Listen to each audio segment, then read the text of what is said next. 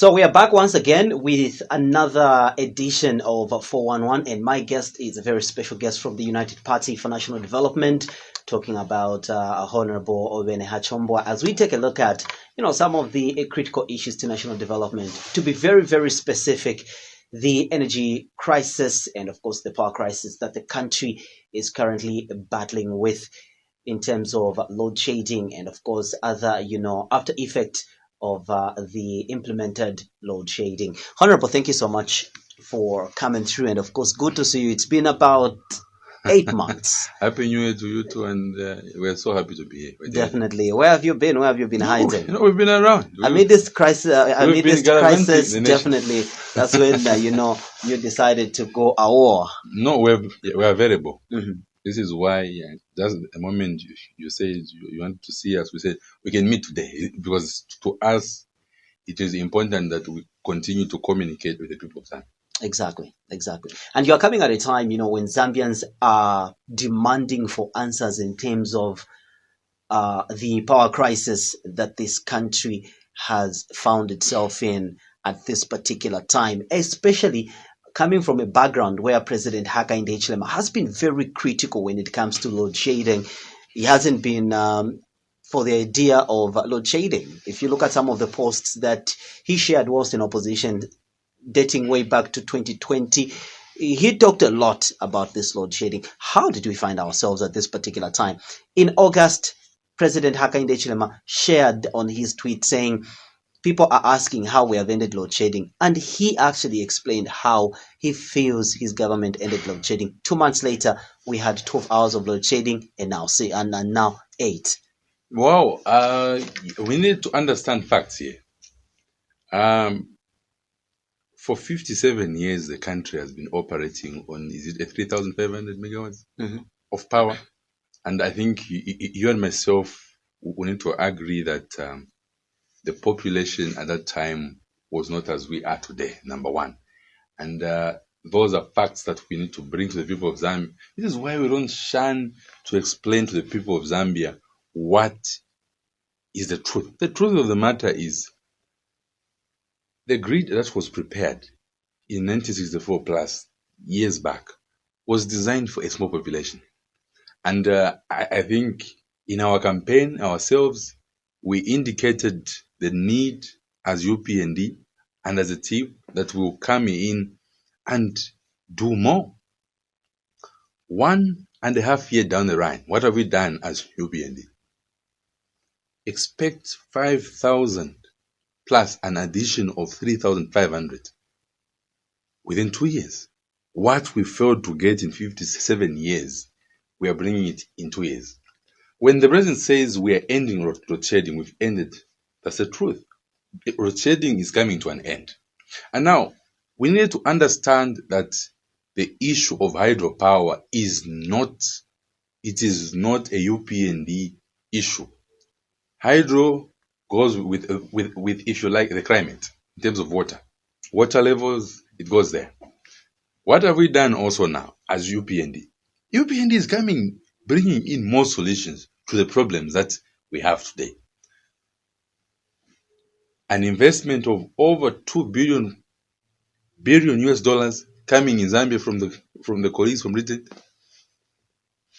That will spread into solar and other energies, because to us, it is not just to depend on hydropower. That's the fact. The president is saying the country needs to diversify, do something else again to ensure that we are less the issue of energy. Now, you and myself will agree that a lot of companies, SMEs in this country depend on power. And this is why the UPND government has forecast in ensuring that we resolve the energy crisis in this country this year. And to us as UPND, remember again, this is not a problem that we've brought in. This is the problem that the past colleagues who were in government have left. What are we doing now? Fixing. So when we say Cresta fix AMA problem, this is what we're doing. And for you people to expect that within a blink of an eye, things would change, that's not fair. But fact is, within our mandate given to us by the people of Zambia, of course, we are so conscious with the mandate. We know our mandate very well. We are working everything around our mandate, and I want to assure you that the energy crisis is being resolved each and every day. The president, a few days ago, he was in the UAE. The purpose of that visit, of course, it is to find solution to the crisis of energy. Number one, energy to the UPND. If we do not have enough energy in the country, would differentiate an SME, a barberman, a saloon personnel, and other colleagues from doing business. Part and parcel of our campaign manifesto, colleague, is we wanted to ensure that we create more opportunities, which we're doing now. This is why we are saying we don't want anybody to lay off anybody from work, because there's always a solution to this crisis. This is why we are saying people must begin to adapt to situations that come. Can you explain clearly, Honorable, what is it that, as government, as a party in power, really are looking at in ending load shedding completely? Are you looking at, building more hydropower stations, or you're looking at venturing in other sources of energy? And among the other sources of energy, if at all that's where you're going, is nuclear one of them? Because there are some stakeholders within who are actually urging government to start considering, venturing into nuclear energy. When you talk about nuclear, I don't want to comment so much. I'm not an expert in the sector, but I think such proposals may have been taken to the ministry. But now, the ministry has got personnel that are professional. They'll have to evaluate a proposal, number one. When they evaluate a proposal, does our country, the climate change in the country, does it favor that? If it does, well and good. We will not stop finding solution to the crisis that we have today at all costs as UPND. Amongst the possible ones is solar, of course. And people, the chiefs, have given out the land to say, we can come and put up the plants here, because the effort now is to ensure that we fix the energy problem. And like I've said, $2 billion is coming in the country to be invested in such in a particular field. Just energy alone. 5,000 megawatts of power will be produced in this country. Now, when you talk about that, remember that the current megawatts that we have for 57 years from today onwards is only 3,500 megawatts that we are depending on. For 57 years, today, we are saying, 2, 3, 4 years, we are bringing you 5,000 additional to the 3,500. What about that? Are we not fixing? We are fixing. So we've not just said, okay, because of that, then we depend on the megawatts that are coming. We are saying, let us have solar plants across the country. Let us have more renewable energies come on board. We need more brains in this sector, because I want you to agree with me that the country needs all of us today. And for us to succeed as a country, we need you, Nelson. We need another person, because there's a role that you play. So, of course, we are aware that there are some colleagues that are, anticipating that this government will fail to deliver. But because to the president, the team, and ourselves, the focus is we need to fix the problem. Remember, UPND has not created this problem that we're discussing about here. No. This is a problem that UPND is fixing. And I've told you how we are fixing. Increased more megawatts of power within a short period of time. Investment, $2 billion investment. That's a lot of money. And others are still coming on board. Meaning we are going to question the crisis of load shedding from now on. Interesting. obviously, government is looking at alternatives, and one of the alternatives that you have highlighted has to do with solar.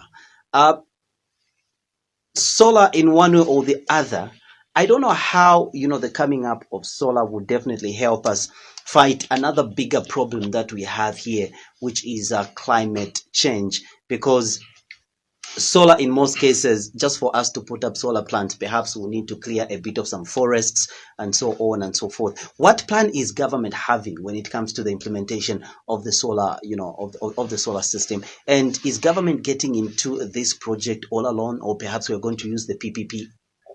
I want to be very realistic with you.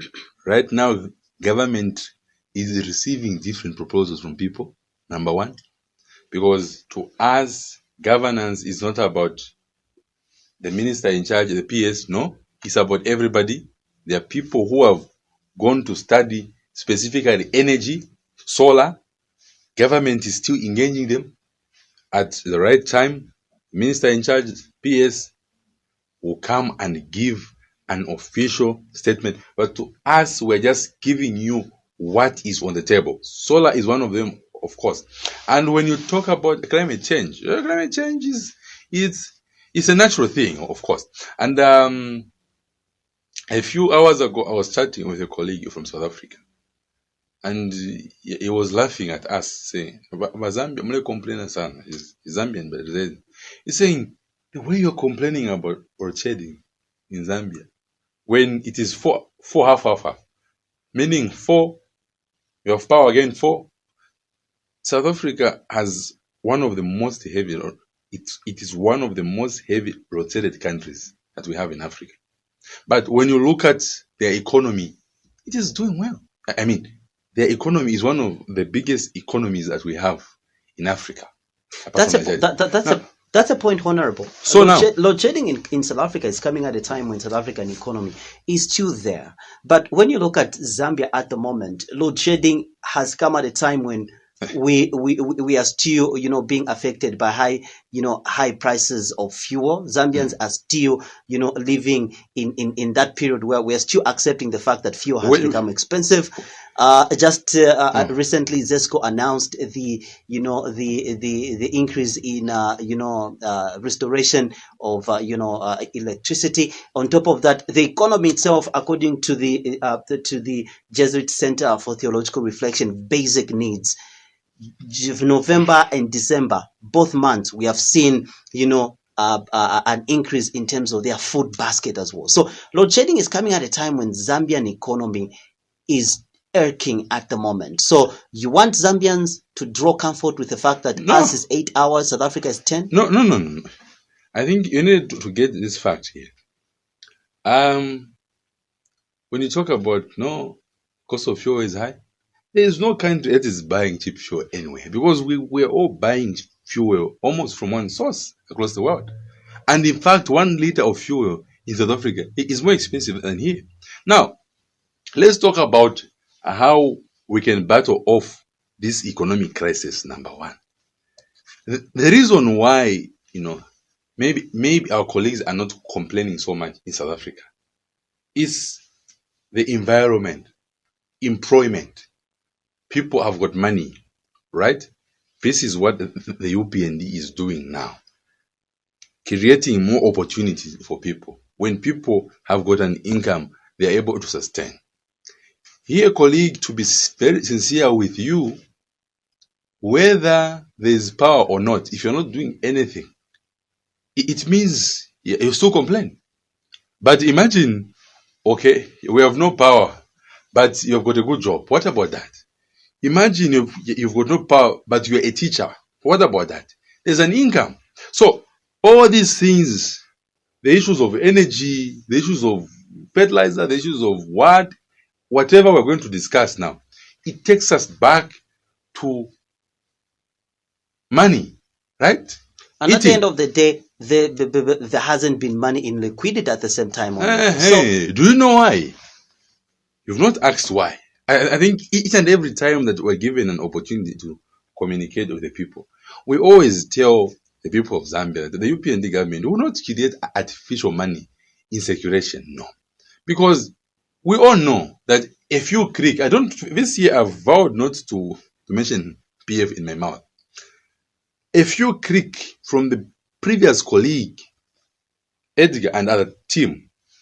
You have just mentioned it. Yes, I'm forced to. I'm forced to because we are forced to mention them each and every day because the mess that we're in, it is courtesy of their carelessness. Are they a moving shadow that haunts UPND? No, because if even the president himself, can't have a normal conversation with stakeholders, media, or even during his press conferences, he can't speak minus mentioning half of the time. He will just be mentioning PF. And people have reminded him several times to say, you blame PF too much. Why can't you show us the skill that you have on the pitch? This is the skill. 5,000 megawatts is coming. That's a skill. Now, and I'm now bringing it up to you as well. You've just mentioned of Edgar and his clique.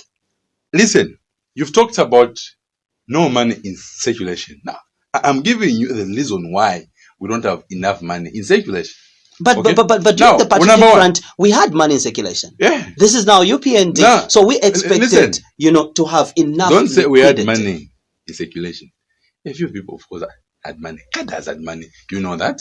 The Kennedy Cambers and etc. Those that were so preview to the powers had all the monies, sharing it with their girlfriends and etc. We shall not share any money with any girlfriend. This is why ourselves, what have we done?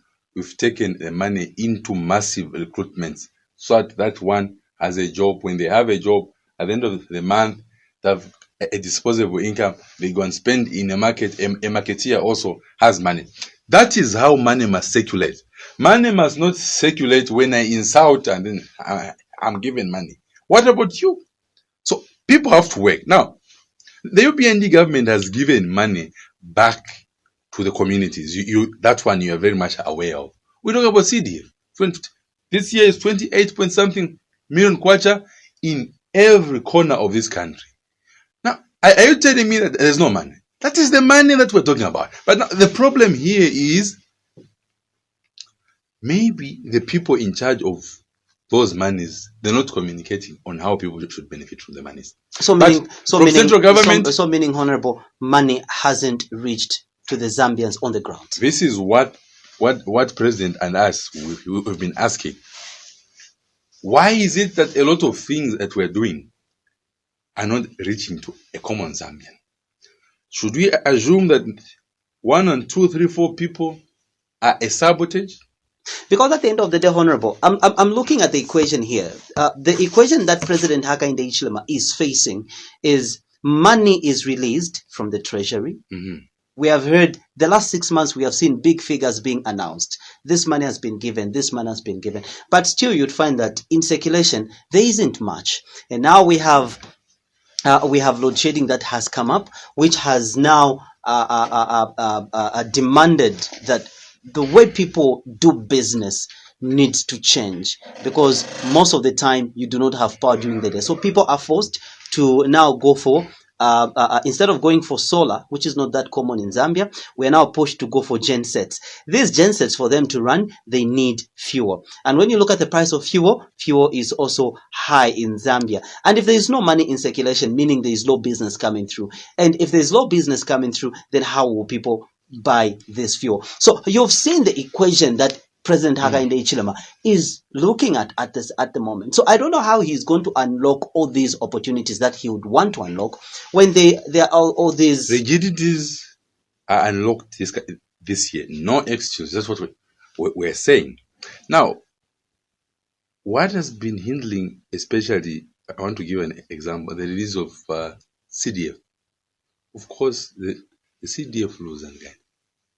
Now, this year, the UPND again is taking back the CDF guidelines to Parliament for a quick amendment. We don't want anything that stops a Zambian from benefiting from this government. We want to cut it off. That's what we're doing now. And now, last year, we had all these monies in the constituencies. But now, because of the law that we found ourselves, that we need to obey, on how CDF should go, who should sign. Only one minister. Imagine in the whole country, how many districts do we have and councils across the country that one minister can sign within 6 months? It's not possible. This year, we proposed and we said we want provinces to be signing for their own CDF, so that money must be taken back to the constituencies for quick development. When we talk about quick development, Turelanda Panji, we're talking about quick buildings, a maternity wing at Rundazi Hospital built by the locals. Money must circulate within. That is the whole essence of the European government bringing in the huge sums of money back to the people.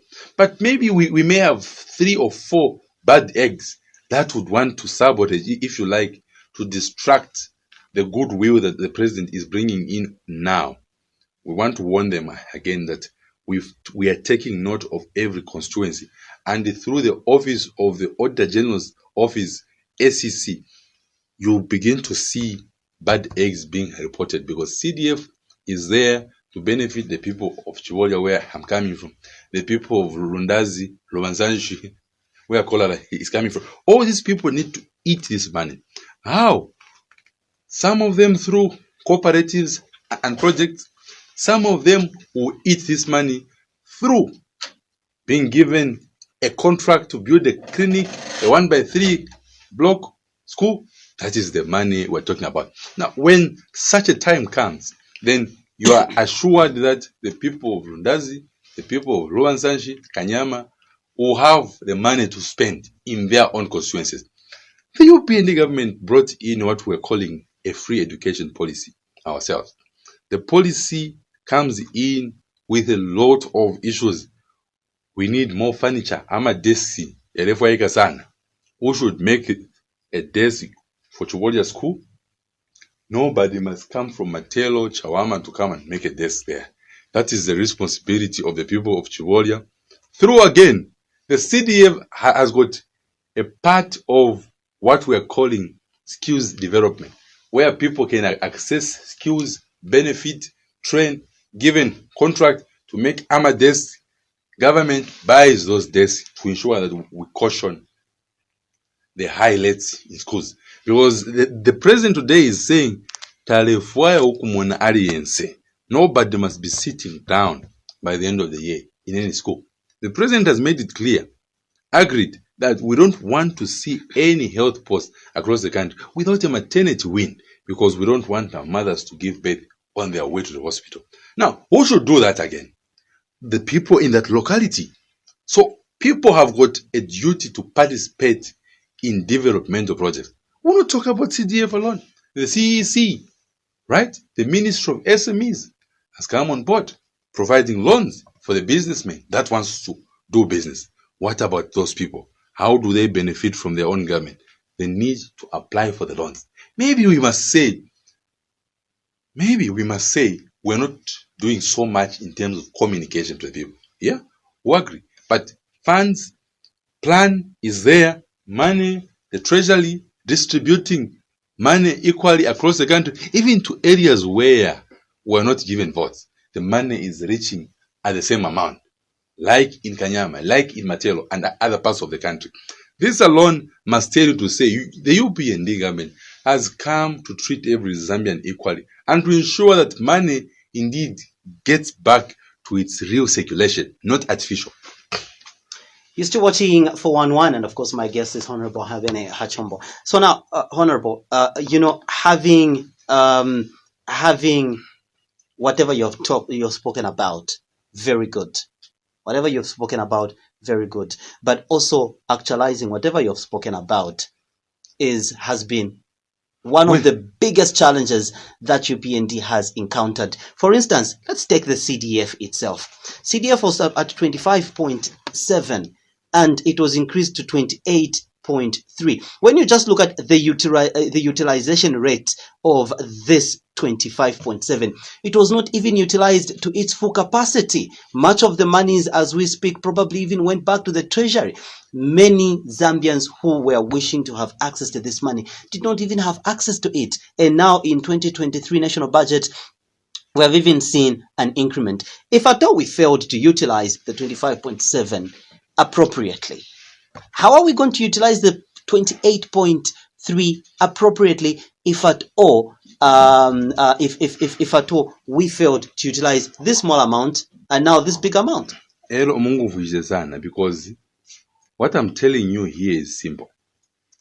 When you talk about CDF is something that has been there from the beginning. I think this is a very interesting topic to discuss about CDF. We had CDF under the Patriotic Front. We had CDF under the MMD regime. We had CDF under previous regimes each and every time. But fact is, how was it done? Rigidities that the president has been mentioning each and every time, if you've heard him, he's saying we want to unlock them. What is he unlocking? What is the president unlocking? He wants to unlock, number one, the CDF guidelines. The guidelines that we have under CDF have been a barrier to have this money being accessed quickly. You had these guidelines the moment you formed government in 2021. Why were they not revised before the implementation of let me finish my thought. What I'm telling you is CDF guidelines. When CDF guidelines are put on board, you don't just change any. The president has got no power to change any guideline there. Remember, they have to take it back to Parliament. Parliament needs to approve new guidelines. I remember we told our colleagues from the UPND to take the guidelines for amendment at Parliament. Of course, that is how the procedure is. This is why today, Nelson, we still say sometimes the law makes development to delay. That's the truth. Now, we told our colleagues to say, take these guidelines for amendments. Our colleagues from the opposition walked away from Parliament. But this year again, we are taking them back to Parliament because we want this CDF to reach people within its limit. There's the first quarter, second quarter, and third quarter. And we expect that money for the first quarter must be utilized within the first quarter. Money for the second quarter must be utilized within the second quarter. That's what the UPND government wants to do this year. So, taking all these things to Parliament today is another success for the UPND. We shall televise this, show you that we have bitter people that want us to fail. Even when we're giving them money in their own areas, they don't want to utilize it. It's a trend. It's a trend. By the Honorable, as much as you call them bitter, it's a trend that you yourselves set. Whilst in opposition, your MPs were walking out from the same house. Not on good progressive. Don't you think they are also reciprocating to how you treated them? We walked out on Butane that came to Parliament to differentiate Hakainde from protesting. We walked out from laws that were not productive. Imagine, Nelson, we want to amend this CDF Act to ensure that the people in your constituency get the money on time, and then you walk out. What do you do? Whom are you representing? Those are the questions. My worry, Honorable, that I usually have is the reactive approach that government usually takes. Not just your government, but I'm talking about even successive governments. They would rather attend to a problem when a problem has happened. Why not attend to a problem before it happened? For instance, when it comes to the CDF guidelines, why not attend to the CDF guidelines way before as one of the priority areas? Look at the hurdle that we have had when it comes to FISIP itself. Okay, 2022-2023 farming season was a mess in terms of how FISIP was actually attended to, and the president had to take responsibility to that. So some of the bottlenecks that were witnessed, these are bottlenecks that we have seen even in other previous governments. Why not attend to them instead of reacting when a problem has happened? Now, you've just brought in the issue of the FISIP. I want you to know that each and every problem that happens, or the crisis of the Amendment Act for this, because this must be for, is it 2015, 16? 2015 actually. When we talk about CDF Act, one of the priorities that we did last year ourselves was to, like I've mentioned, was to take this act to Parliament. Now, there is a law that we are following. If the president had the powers to just say, hey, Minister of Justice, change this and this was going to be done within a day.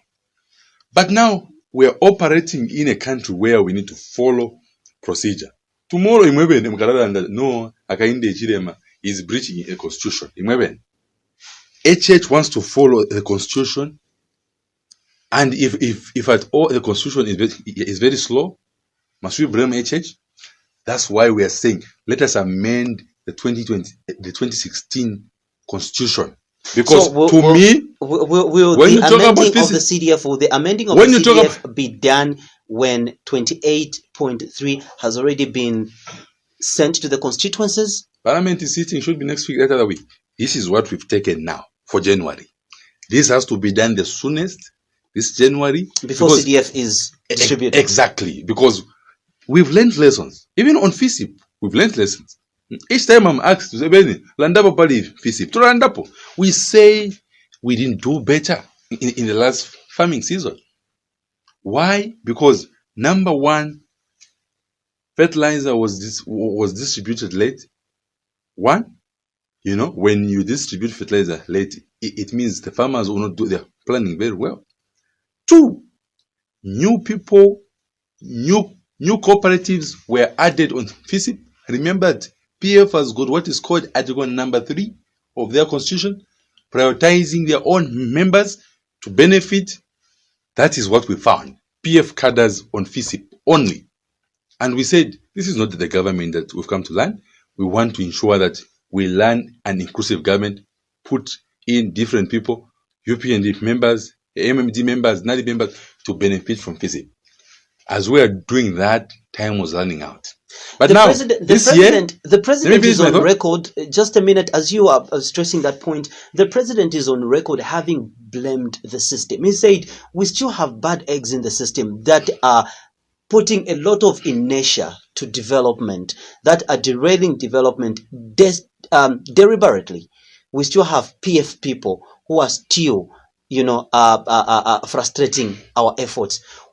Why not remove these people? Because what we have seen with whenever a new government comes into place, it has to come with people that had definitely gone to get quickly into the system and help drive the government's agenda. Why didn't UPND do that from the beginning? Have you seen where my reactiveness is coming from? Where my usage of the word reacting to a situation is coming from? The president, during the whole entire 1 year that he has been in charge of national affairs, he's noticed to say the system has corrupt people. The system has some people who do not want to see certain things done fast. But he has kept them in the system for 1 year and plus. And now they have derailed his developmental agenda. And now look at where Zambians are. Zambia's economy is still struggling to improve. Why take too long? You heard the president, eh? He says 2023, know what? No excuses. We're not giving any excuse this year. If we discover that you are a barrier to reaching out to that person down on the ground, we're going to take you off.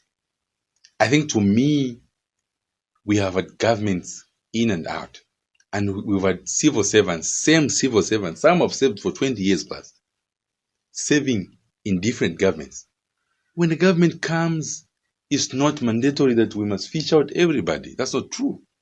But by virtue of being Zambians, and by virtue of the constitution, the appointing authority, solely, if you like, who is the Republican president, even when you swore before President Manawaza, may so rest in peace, if today we've got President Ichilema, your loyalty must be with the person. I think that what you are saying must be taken back to a civil servant today who is still saying, because mpando ifetu walifenda kale and we are moving forward. Facts are, the president, being a parliament Zambian, is saying we've given these people time, because we can't just come, you leave. No, these are Zambian people. But some have changed. They are doing the correct thing. But there are those that have failed to change. Those are the Zambians that we are telling you that very soon you will see that this one is being fired. Now, a few people that have been retired on national interest, a few people that have been retired on political grounds. We've seen the church rising up. Some NGOs again saying HH is firing Zambians. We don't know what you people want. What we are saying now is, this year, 2023, we are not leaving anything behind, because the focus is CDF must reach the people of Chivolia.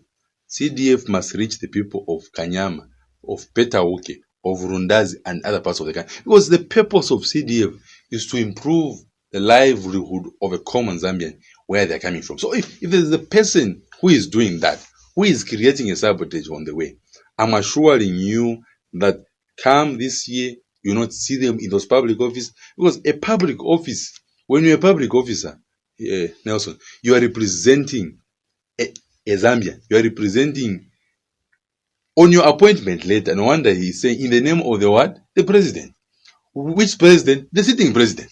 So people need to realize that even when they were employed under a previous regime, MMD and UNIP, their royalty now must be with the UPND government. I think I wanted to take advantage to send this question to many Zambians serving in the civil service that are still behaving funny, because we've given them time. Why is UPND delaying to do this? Why is UPND? We don't want to be blamed at the end of the day. We'll say, no, we chased a father who was a breadwinner to 50, 60 people, not to retain Sarah, Munganda. If a father has failed to change now, we take action. And I want to tell you that this is what we are sitting on this year, to remove bad eggs from the system, to ensure that our agenda to service the people of Zambia is activated soon. Still watching 411. For now, we take a very short break. The conversation is on a number of national matters, starting from power crisis, CDF, FISIP, and so on and so forth.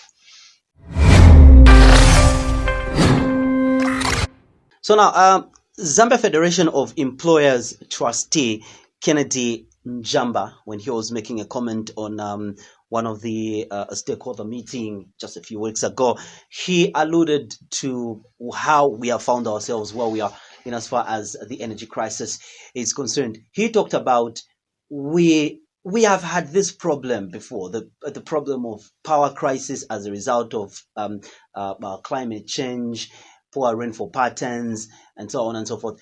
It has been there in Zambia. We have seen it coming, but we have never taken time to put up strategies to prevent the recurrence of that problem, and that's where we are. And the UPND has definitely done the same. This problem, we have had this problem as a result of poor rainfall pattern for quite some time. Talk about 2006, talk about 2008, talk about 2012, talk about 2015. We have had power crisis in all these years that I've mentioned.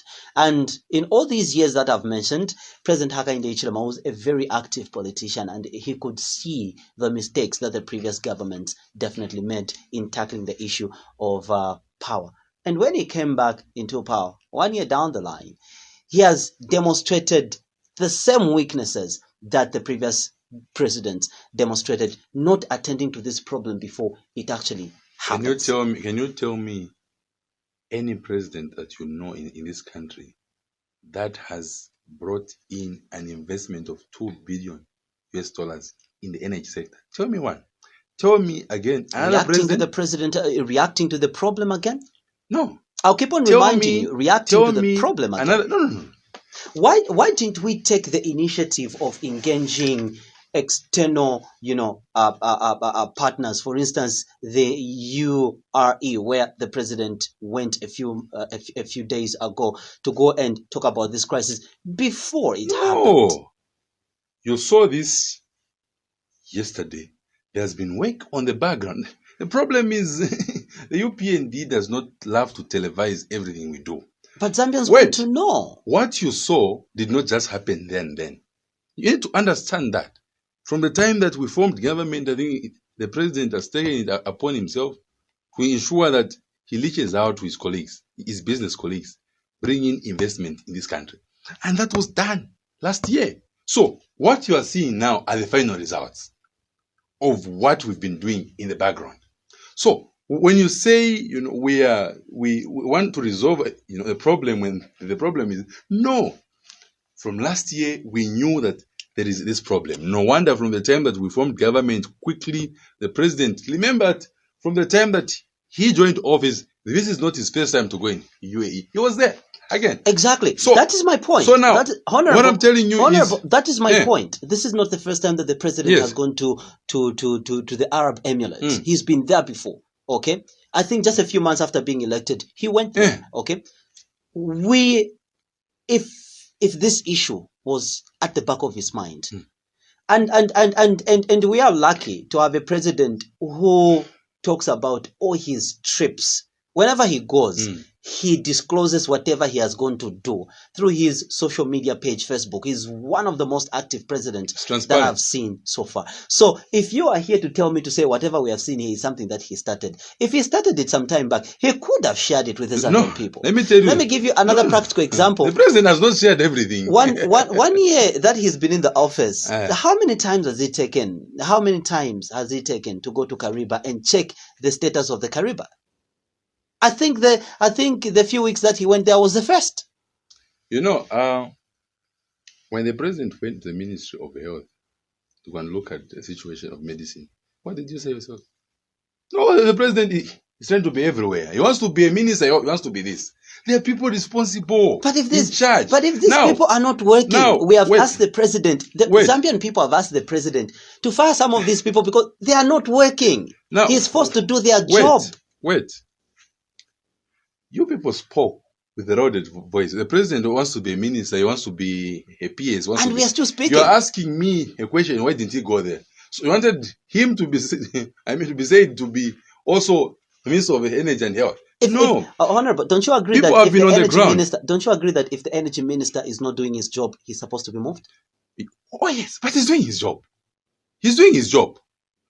He was amongst the team that went to negotiate in UAE. He was there. He didn't accompany the president when the president visited Mamba. I want to tell you. And when he visited Kariba, I want to tell you he didn't accompany the president. I want to tell you that Kapara is even is still in the UAE. Because the president has said nobody must come back until this thing is resolved quickly, because we want this thing to be resolved. That is the president that you have, who wants things to be done immediately. And no minister, I think, there's Kapala there, and there is the minister for green economy. Yeah, green economy, foreign affairs. They're all there because when we talk about climate change, that's green economy, etc. Foreign affairs is also there. No one is coming to Zambia before they come and give us what they've done, because the president went there, discussed, the deal was signed. What is next? We want to see results back in the country, because the focus now is to deliver. And this is what we do. Ourselves in the party have got a law and a mandate to ensure that we communicate with the people of Zambia. Not only that, we also check our colleagues in government, because they have got the authority to serve. So if the Wemutol was not doing well, I phoned him. I said, Minister, let's do better. Because so you agree that the mess of the field is as a result of Honorable No. Mutolo is in charge of the ministry. So whether he is the one or not, the fact is FISIP falls under his ministry. And funny enough, we saw one opposition going to protest at the graveyard. So now, my point is, Honorable, if at all Honorable Mutolo Piri is in charge of a ministry, and part of that, a very key sector of that particular ministry is not doing fine, we definitely heap the blame on him. So the mess of FISIP, the mess of FISIP, whether you like it or not, the mess of FISIP would definitely put it on Honorable Mtawapili. That's the reason why, for me, I didn't take kindly when the president took responsibility of the mess of FISIP. I said it was wrong for the president to do that because he's got somebody who is in charge. He's a father. Honorable Mtawapili should have taken responsibility. Not just. So now, when we come to the energy crisis, why not the mess that we have, the 12 hours load shedding, the 8 hours load shedding, why not put the blame on Kapala? He's the energy minister. Mona boy, Mona. You can't compare what happened at FISIP with what is happening now with energy. Why can't we compare? Because we are talking about ministries in charge. Yes. For FISIP, it is not a climate change here. You know that I think money was there, given in time by the Treasury.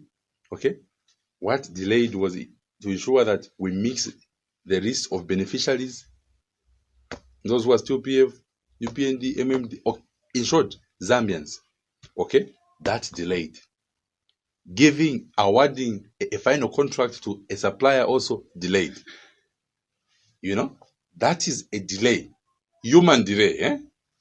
When you go to energy, if there's no water, is that our fault? It's not our fault.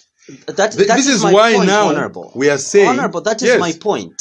Now get the difference. When you are appointed as the Minister of Energy, the first responsibility that you have is to ensure to say there is sustainability in the supply of power in the country. If you were Minister of Energy yourself, what would you have done with this climate change? Even if I'm the interviewer, exactly. Even if I'm the interviewer here, but I can respond to that question. You know, okay. It is easy to say. Honorable Kapala has been in Zambia all these years, and he's one of the people who has witnessed how we've been battling load shedding. So the moment he was given the responsibility to man a very important ministry like the Ministry of Energy, he should have now started thinking of, okay, load shedding has been the biggest challenge we have. How do we mitigate that so that we don't have it in relation to what the president promised to us in opposition? What makes you think Honorable Silva Masebo has been blamed for lack of medication in hospitals? Why? Because she's in charge of a ministry and she has to ensure to say medicine comes in, whether she likes it or not. You will never understand until you are there. I want you to be very factual with you. Exactly, and I'm happy that I'm happy that now you have brought that point because when UPND was in opposition. You heaped all these in power exactly. Now. You heaped all these problems on the party in government. When you were not there, you did not understand. So, are you saying now you have come to understand to that level and accepted that the problem was there? We're in the system. So, what I'm telling you is, you who is asking, you may not see. Let me give you a very good example. You've mentioned about Mr. Masebo here. Minister Masebo. One of the hard-working ministers that we have across the country. The minister who is fought right and left by who? Suppliers. The issue of the shortage of drugs in the hospitals is the issues of PF suppliers. Right?